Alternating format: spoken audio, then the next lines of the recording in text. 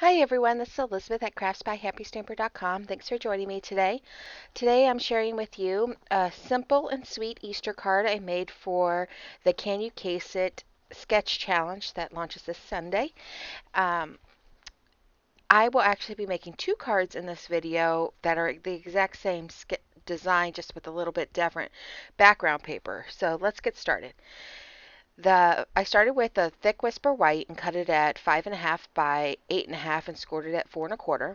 And I'm making two card bases because, as I said, I'm making two cards. Now, this card is super quick and easy. I didn't even have to speed it up really, and the whole thing would have been done within 20 minutes for the two cards. So this would definitely be a good card if you needed to make lots of Easter cards to send out to friends and family.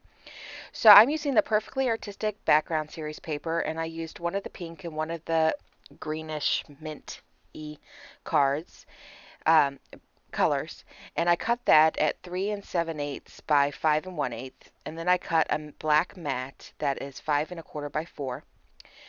So I used the 2.5 circle punch to cut out punch out two black circles, and then I used the fourth from the smallest circle framelit to cut out two white circles for my sentiment.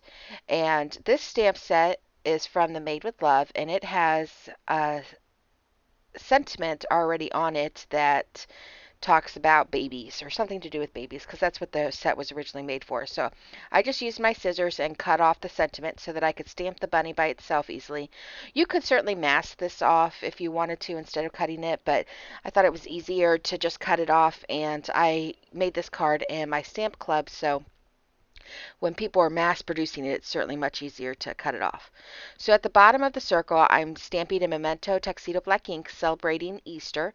And this sentiment comes from the Crazy About You stamp set, which is one of my favorite stamp sets because it has so many versatile uses.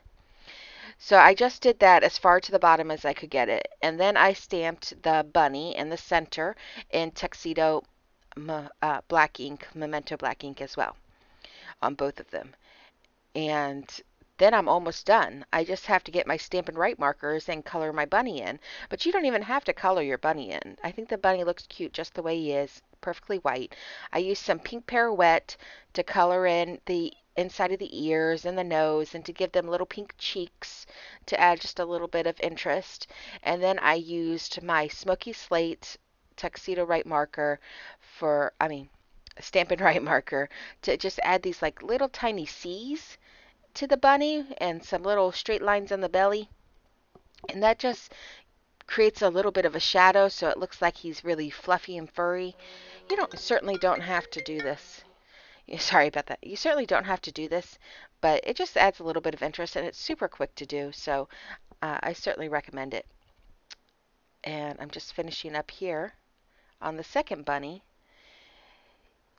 I probably should have not used the brush point because what took me the longest was trying to make tiny C's instead of thick C's, or thin C's rather than thick C's. And, um, and I go back to the other one and add a little bit more here and there, deciding what I like. But if I had used the other thinner bullet point end, I probably wouldn't have had to take any time at all to try to get thin. So now I'm just matting everything down. I'm gluing the designer series paper to the black mats, and I glued the white sentiment circles to their black circle mats. And everything has an 1/8 inch mat, which is why I used the combination of the punch and the circle frame for the sentiment. So you could see my two panels here, and I'm just cutting some burlap ribbon, somewhat off screen there, at a diagonal. It doesn't need to be perfect because the left side, and the length doesn't matter because the left side is going to be under the sentiment, so it doesn't really matter how long you make it. Just decide where you want it, and I use tear and tape adhesive to adhere this down. You could also use glue dots, whatever is easier for you. I think it's easiest if you put the tear tape adhesive on the cardstock and then put the burlap ribbon to the cardstock rather than trying to put it on the burlap ribbon, which is what I will do in just a minute. Um, I will, I just skipped a part there, but when I add this lace ribbon, I want it to be not quite as long as the burlap ribbon, so I'm just trying to guesstimate, and I want it to overhang the top a little, but I decide to attach it. I I put the tear and tape adhesive directly on the burlap ribbon, and it certainly works this way. It just took a little extra effort for me to actually get the backing off of the burlap ribbon, which you could see me struggling here trying to get it off. But it does come off. It just, took me a little bit of effort to take the backing off instead of the whole thing. And then I just put the ribbon where I wanted it. You can see me moving it around trying to make a final decision because I did not design this card before I started making it. So you get to see my whole design process. That might be good or bad as I'm moving things around. So this, I didn't have any of the darker Blushing Bride seam binding ribbon. I don't even know if Stampin' Up! Sells that, but I should check that out. But I did have Pink Pirouette, and I think it looks really nice on the green background.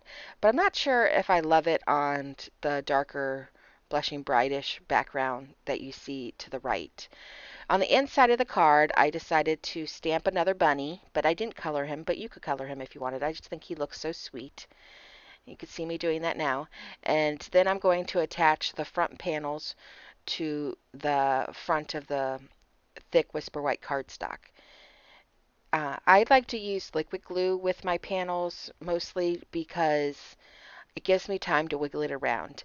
I know some people are great at lining up layers and they can use that snail adhesive, but that just doesn't get, I need a wiggle. I'm not really good at eyeballing it all the way around the cards, but it's certainly a personal choice. But if you have struggled with that, then I recommend liquid glue, and make sure you put a liberal amount on so that gives you time to wiggle it. So now I decided that instead of having a whole circle, I want to cut off a little bit. So I used my Stampin' Trimmer to line up the Celebrate with the grid lines, and then I'll tell you my trick. It's easiest if you score it and then cut it, because I was struggling getting the cut blade to go through the two pieces at first, but then I scored it and cut it, and it came off perfectly, simply, without any trouble at all. So I love Stampin' Dimensionals, and I certainly used a lot of them on the back of these sentiment panels.